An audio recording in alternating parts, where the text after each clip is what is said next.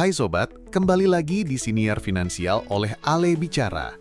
Hari ini kita akan bahas sesuatu yang mungkin kamu rasakan sendiri, tapi jarang dibahas dengan jujur. Ada 19 juta rakyat Indonesia yang saat ini menganggur dan butuh pekerjaan layak. Sobat, setelah pandemi, ekonomi Indonesia nggak bangkit secepat yang kita semua harapkan. Dan ini bukan cuma soal harga cabai yang naik, harga kos-kosan yang makin mahal, atau harga beras yang bikin pusing. Iya sobat, yang sering orang nggak sadar, banyak sektor, terutama sektor manufaktur yang biasanya nyerap tenaga kerja dalam jumlah besar, malah terus melemah.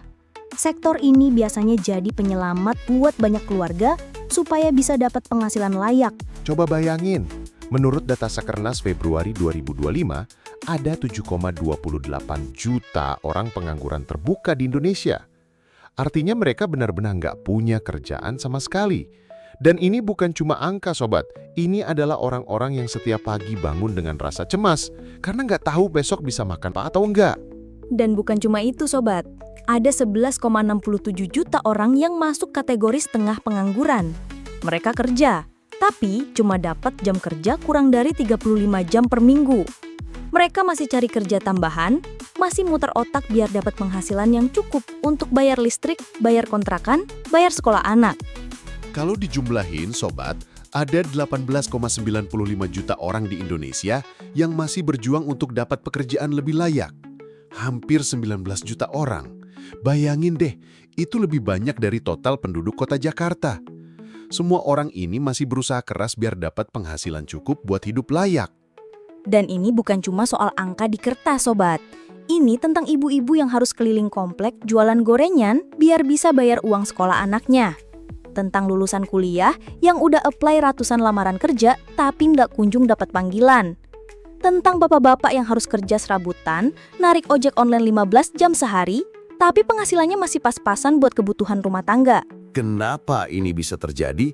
Karena pertumbuhan ekonomi Indonesia setelah pandemi memang ada, tapi nggak cukup untuk menyerap semua angkatan kerja yang terus nambah setiap tahun.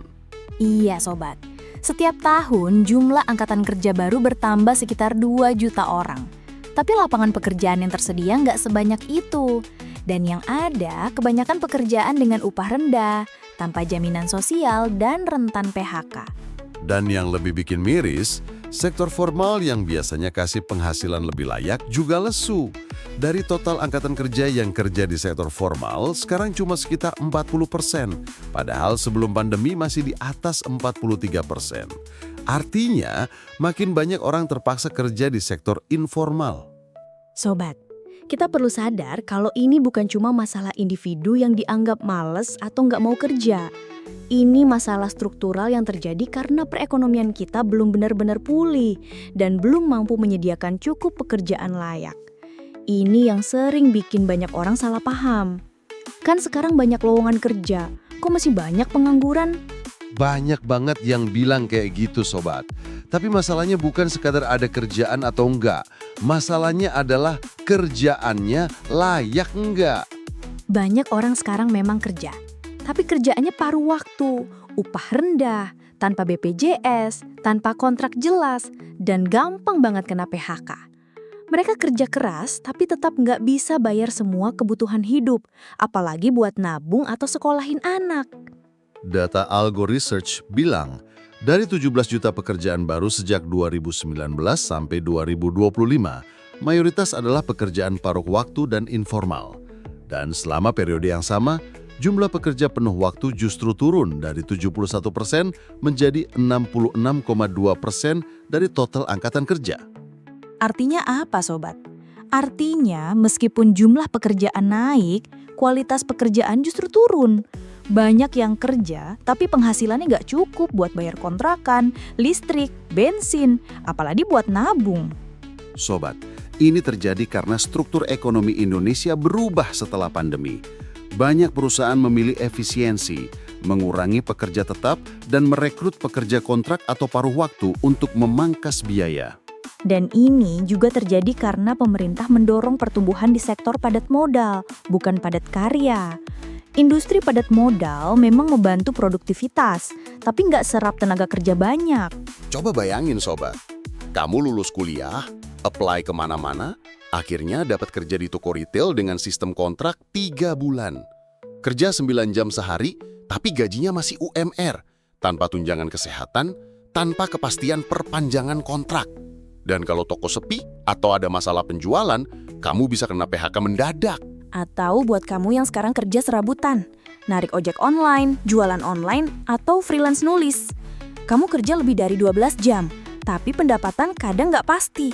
Hari ini ramah order, besok sepi. Sobat, ini bukan berarti pekerjaan itu buruk. Banyak orang survive dari pekerjaan ini. Tapi kita nggak bisa bilang kondisi ini ideal kalau penghasilan mereka nggak cukup untuk hidup layak. Dan yang bikin miris, dari 17 juta pekerjaan baru, sekitar 12 juta diantaranya adalah pekerjaan paruh waktu. Banyak dari mereka nggak punya pilihan lain karena nggak ada lapangan pekerjaan yang lebih layak atau karena persaingan yang ketat banget. Kenapa ini jadi masalah besar? Karena pekerjaan dengan upah rendah dan tanpa jaminan sosial bikin masyarakat rentan. Kalau sakit, nggak ada BPJS. Kalau butuh dana darurat, nggak ada tabungan. Kalau anak mau sekolah, bingung cari uang pangkal. Sobat, kita nggak ngomongin ini buat bikin kamu takut. Kita ngomongin ini supaya kamu sadar realita pasar kerja sekarang dan bisa adaptasi. Sobat, pernah nggak kamu ngerasa heran? Kok banyak banget temen yang nganggur atau kerjanya serabutan? Padahal katanya ekonomi Indonesia terus tumbuh. Nah, kenapa banyak kerjaan tapi nggak layak? Kenapa banyak yang akhirnya masuk ke sektor informal, paruh waktu, atau kerja serabutan? Sobat, tren ini terjadi karena pemerintah lebih fokus mendorong industri padat modal, bukan industri padat karya. Industri padat modal itu kayak tambang, pabrik dengan mesin canggih, atau industri hilirisasi nikel yang sering dibanggain pemerintah.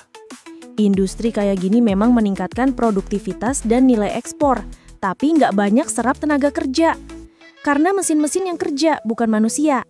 Jadi, walaupun investasi miliaran dolar masuk, lapangan kerja yang tercipta nggak sebanyak industri padat karya kayak tekstil, garment, atau manufaktur sederhana. Dan yang bikin situasi makin rumit, perusahaan sekarang makin banyak pakai AI buat efisiensi. Sobat, teknologi bikin kerjaan lebih cepat dan murah, tapi juga mengurangi kebutuhan karyawan manusia. Contohnya, sekarang udah banyak call center yang diganti chatbot, akuntansi yang dibantu software AI, bahkan konten kreatif mulai bisa dibuat AI. Dan ini bukan teori doang. Di banyak kantor, pengurangan pegawai udah terjadi karena efisiensi pakai teknologi. Belum lagi, global demand yang lemah bikin sektor manufaktur Indonesia kontraksi 3 bulan beruntun. Artinya, pesanan dari luar negeri turun, produksi turun, akhirnya banyak perusahaan kurangi jam kerja atau PHK. Bayangin sobat, pabrik sepatu yang biasanya ekspor ribuan pasang ke Eropa, tiba-tiba order turun karena ekonomi Eropa lesu. Apa yang terjadi? Pabrik akan kurangi produksi, kurangi jam kerja karyawan, bahkan bisa tutup sebagian lini produksi. Dan akhirnya, banyak pekerja yang pindah ke sektor informal kayak retail, hotel, gig ekonomi, ojek online, dan pekerjaan serabutan lainnya. Sektor ini memang menyerap banyak tenaga kerja, tapi dengan pendapatan rendah dan ketidakpastian tinggi. Karena kerja di sektor ini gampang masuk, tapi juga gampang keluar.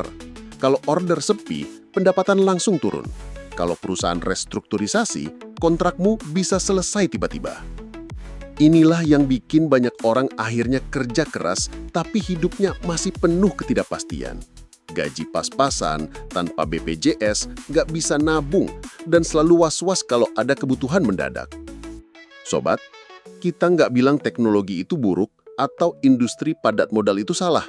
Tapi kita harus sadar bahwa kebijakan pembangunan ekonomi Indonesia saat ini belum seimbang untuk menciptakan lapangan kerja yang layak bagi semua orang. Dan inilah yang harus kita pahami bersama, supaya kita bisa cari cara buat adaptasi dan gak tenggelam dalam situasi kerja yang makin keras ini. Sobat, yang mau kita bahas ini bukan cuma angka, bukan cuma statistik di berita ekonomi. Ini adalah krisis yang mempengaruhi masa depan kita semua, masa depan generasi kita.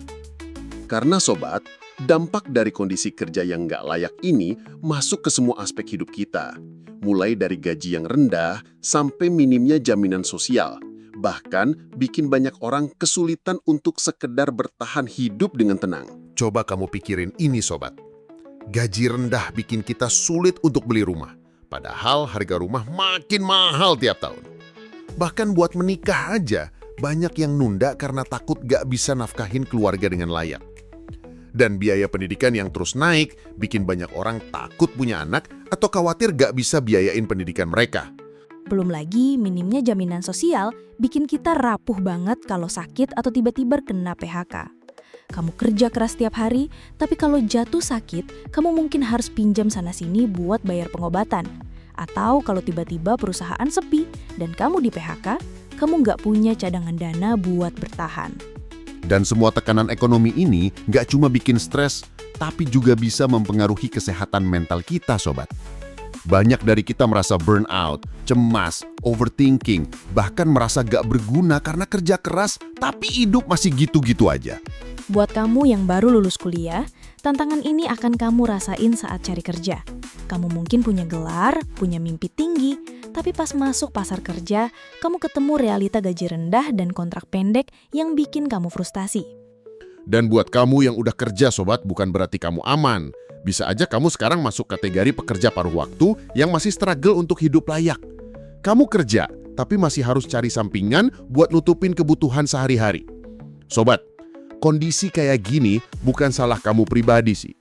Ini adalah masalah struktural dari ekonomi kita. Dari kebijakan yang lebih banyak mendorong pertumbuhan padat modal tanpa memperhatikan ketersediaan pekerjaan layak. Tapi sobat, bukan berarti kita harus pasrah dengan kondisi ini. Kita perlu sadar bahwa realita kerja ke depan akan makin keras, makin kompetitif, dan banyak ketidakpastian. Tapi dengan kita paham realitanya, kita bisa nyiapin diri biar bisa adaptasi. Kamu perlu tahu skill apa yang dibutuhkan pasar, belajar manajemen keuangan, dan tahu kapan saatnya pivot atau cari peluang sampingan. Karena kita nggak bisa lagi hanya berharap, tapi harus bergerak biar nggak tergiras sama situasi. Sobat, setelah kita bahas realita pasar kerja yang keras dan makin nggak pasti, muncul pertanyaan penting. Terus, apa yang harus kita lakukan? Sobat, kita paham masalah ini nggak sederhana dan nggak bisa selesai dalam semalam. Tapi kita juga percaya kita nggak boleh pasrah. Kita harus paham bahwa solusi dari masalah ini bukan cuma tanggung jawab pemerintah, tapi juga tanggung jawab kita sendiri untuk adaptif. Pertama, apa yang harus dilakukan pemerintah? 1. Fokus pada industri padat karya untuk menyerap lebih banyak tenaga kerja. Industri padat karya kayak tekstil, manufaktur ringan, agrikultur modern, ini bisa membuka lapangan kerja untuk banyak orang. 2. Dorong UMKM untuk naik kelas bukan sekedar bertahan. Karena sobat, UMKM menyerap lebih dari 90% tenaga kerja di Indonesia. Kalau UMKM bisa naik kelas, mereka bisa tambah pegawai, kasih upah lebih layak, dan stabilitas ekonomi meningkat. Ketiga, meningkatkan kualitas pendidikan dan pelatihan kerja, supaya cocok dengan kebutuhan industri masa depan. Banyak industri yang butuh skill baru, tapi kita masih kekurangan SDM yang siap kerja di sektor itu. Selanjutnya, apa yang harus kita lakukan sebagai generasi produktif? Sobat, ini penting banget. Karena kita nggak bisa hanya menunggu sistem berubah tanpa usaha dari diri sendiri. Pertama, kita harus upskill. Bukan cuma hard skill kayak coding atau desain grafis, tapi juga soft skill seperti komunikasi, leadership, dan critical thinking. Kedua, cari peluang di sektor yang masih berkembang. Contohnya, teknologi, kesehatan, green job seperti energi terbarukan. Sektor ini masih butuh banyak tenaga kerja dan berkembang pesat, bahkan saat kondisi ekonomi lagi nggak pasti. Misal, kamu kuliah akuntansi, tapi lihat peluang di digital marketing yang lagi berkembang. Jangan takut belajar hal baru, ambil kursus gratis, cari project freelance, coba jalani dulu. Karena sekarang, jurusan kuliah bukan penentu masa depan karirmu lagi. Ketiga, jangan takut belajar hal baru di luar jurusan kuliah. Banyak orang sukses bukan karena mereka selalu kerja sesuai jurusan, tapi karena mereka fleksibel, mau belajar, dan mau adaptasi. Dan satu lagi, sobat, kamu perlu mengatur keuanganmu sebijak mungkin. Karena di tengah kondisi kerja yang nggak pasti, punya dana darurat itu bukan lagi pilihan, tapi kebutuhan. Ingat sobat, kita nggak bisa kendaliin kondisi ekonomi global, tapi kita bisa kendaliin cara kita menyiapkan diri menghadapi masa depan. So, apa yang kita pelajari hari ini? Bahwa kondisi kerja makin keras, tapi bukan berarti kita harus menyerah. Dengan upgrade skill, berani ambil peluang, dan manajemen keuangan yang baik, kita bisa bertahan, bahkan tumbuh meski dunia kerja makin penuh ketidakpastian. Stay strong sobat, kita bareng-bareng belajar dan adaptasi menghadapi realita ini. Jangan lupa subscribe, like, dan share ke temanmu yang butuh insight seperti ini. Stay tune sobat, dan tetap semangat upgrade diri.